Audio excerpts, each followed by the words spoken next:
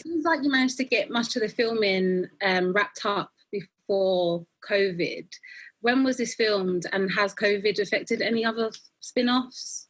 Well, I'm not sure about. Well, yeah, COVID affected a lot of production, honestly. But yeah, we got a good amount done. I mean, I was definitely sad when we got the call that it was like, yo, we got to shut down. But you know, it is what it is. You know, we got to be safe and stuff like that. Yeah. I'm not sure when we're getting back, but hopefully soon. You know, I miss my peoples. I miss the crew and the cast and stuff like that. So I'm definitely excited to get back to work very soon, hopefully. Brilliant. And you've played Tariq since you were 14.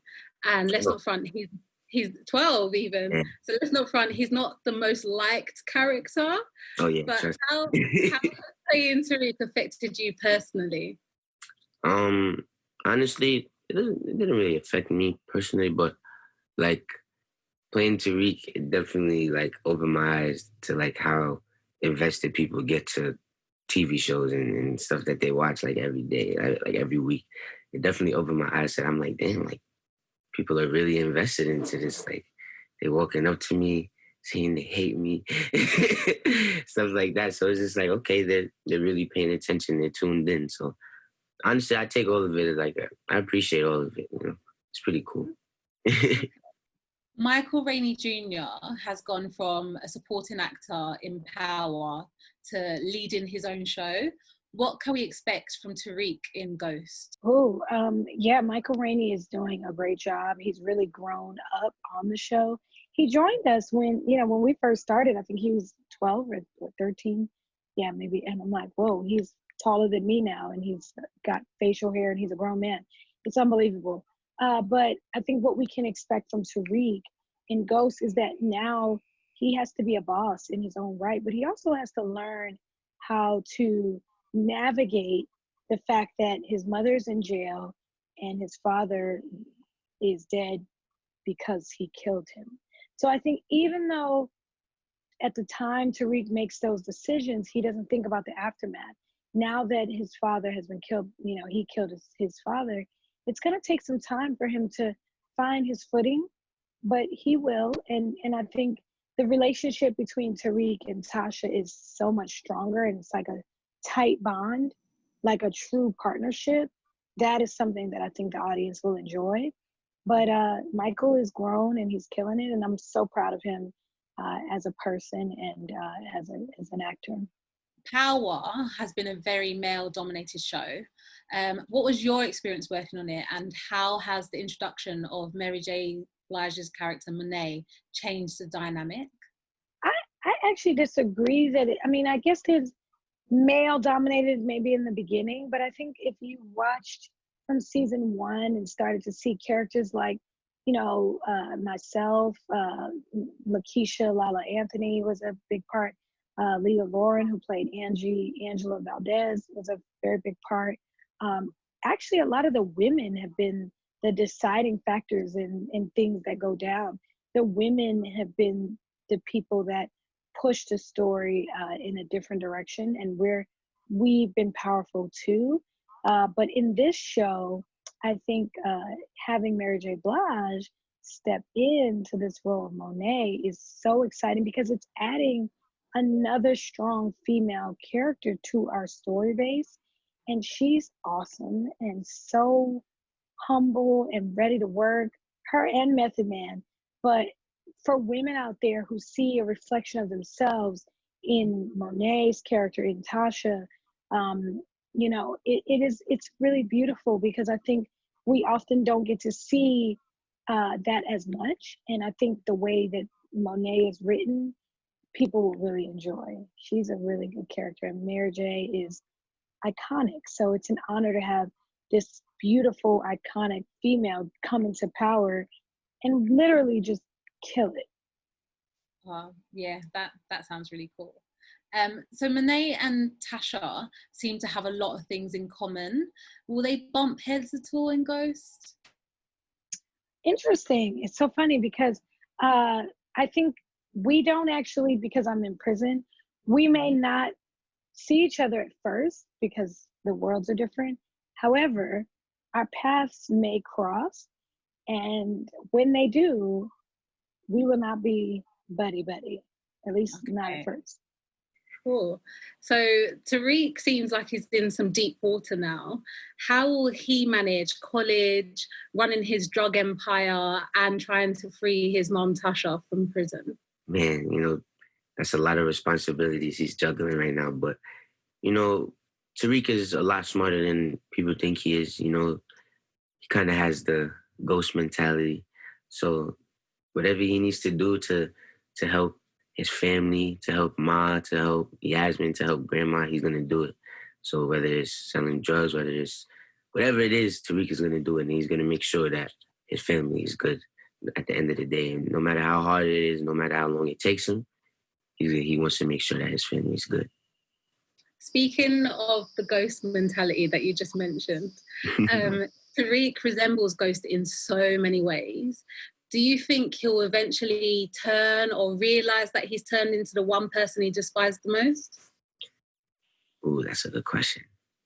Honestly, I feel like Tariq, he's kind of oblivious to it. I feel like it's just in his blood, so he doesn't even notice that he's moving how he's moving. Like he's just got to do what he got to do. It's in him already. So it's kind of like an inevitable thing. So Power was a brutal, murderous show.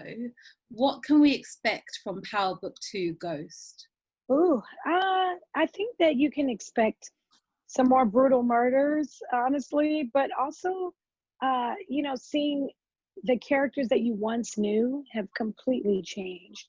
For example, myself, Tasha St. Patrick, started off with thigh-high boots from, Tom Ford, and sexy dresses and beautiful hair and makeup. And now she's in an orange jumpsuit in prison with no makeup, and she got to take off her wigs and her lashes. That's a huge difference. And you will see these characters in a new world, and also just see how the world of Power has shifted to a younger group, and how the Ghost and Tasha and Tom, we were kind of in the drug dealing game in New York City as adults, but there is a part of this that you'll see these college kids becoming hustlers as well. Yeah. Okay. And what was it like working with Method Man and Mary J. Blige? Working with Method Man, it was crazy because me and him were both from Staten Island, New York. Like my father, they grew up in the same neighborhood. Well, not the same neighborhood. My father was in Stapleton, and Wu-Tang was in Park Hill.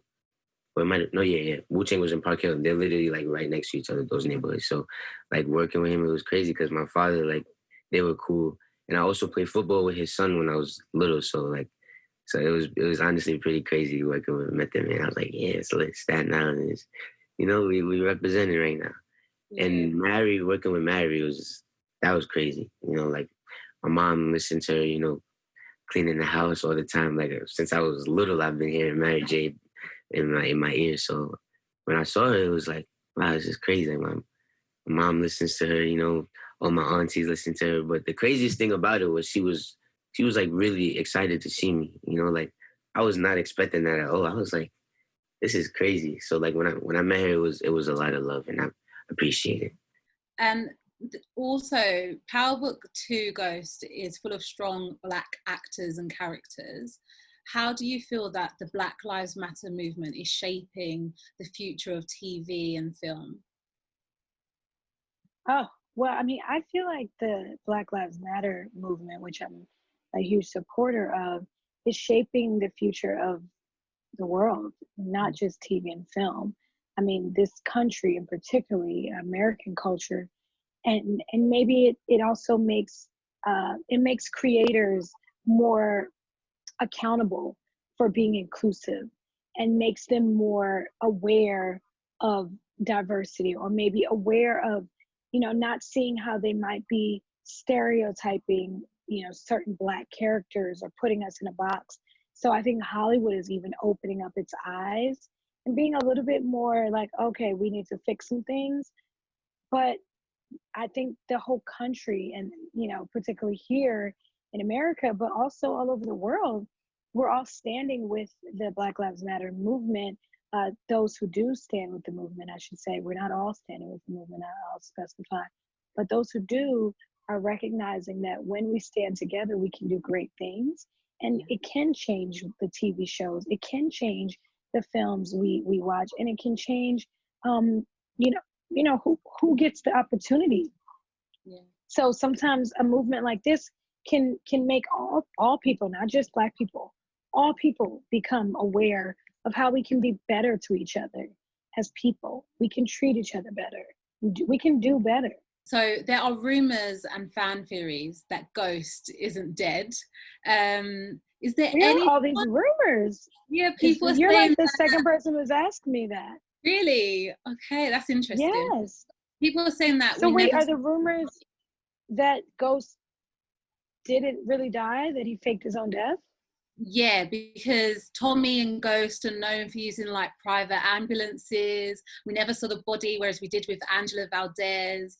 So is there any chance he isn't dead? It sucks. I hate to break it to you guys. I know many of our fans are like, no, he's going to come back. He's going to be a ghost.